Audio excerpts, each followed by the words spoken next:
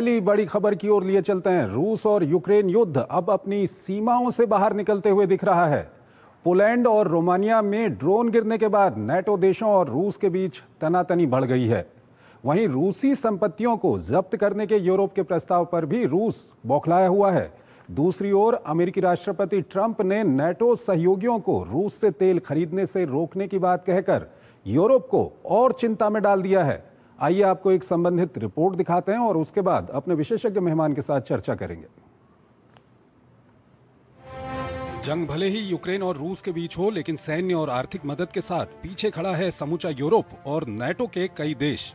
ये सहायता रूस के लक्ष्य के सामने दीवार बनकर खड़ी रही है। बार बार की चेतावनियों के बाद अब लगता है रूस भी इन देशों से दो दो हाथ करने के मूड में आ गया है। पोलैंड के बाद रोमानिया में रूसी ड्रोन्स की घुसपैठ मॉस्को के इरादों के संकेत बताती है।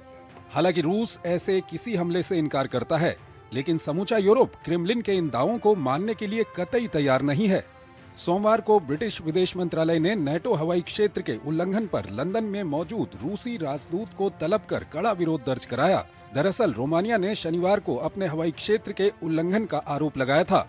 आरोप है कि एक रूसी ड्रोन रोमानिया के हवाई क्षेत्र में करीब 10 किलोमीटर अंदर तक घुस गया और करीब 50 मिनट तक रहा।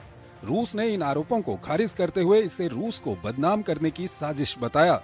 रोमानिया ने जवाब के लिए रूस को समन भेजा था। इससे पहले यूक्रेन में हमले के दौरान कुछ रूसी ड्रोन पोलैंड में घुस गए थे, जिसे पोलिश वायुसेना ने मार गिराने का दावा किया था। रोमानिया और पोलैंड दोनों ही नाटो के सदस्य देश हैं। रूस ने नाटो देशों को निशाना बनाने से पूरी तरह से इनकार जरूर किया है, लेकिन नाटो द्वारा यूक्रेन को दी जा रही सहायता पर नाराजगी जताई है। नाटो रूस के साथ लड़ रहा है। इसके लिए किसी अतिरिक्त प्रमाण की आवश्यकता नहीं है। नाटो वास्तव में इस युद्ध में शामिल है। रूस ने अपनी संपत्तियों को जब्त करने के यूरोपीय विचार पर भी जोरदार वार किया है। रूस ने कहा, अगर ऐसा किया गया तो यूरोपीय देशों पर हर संभव दबाव बनाया जाएगा। बता दें कि रूस यूक्रेन युद्ध शुरू होने के तुरंत बाद अमेरिका और उसके सहयोगियों ने रूसी केंद्रीय बैंक और वित्त मंत्रालय के साथ लेन देन पर रोक लगा दी थी।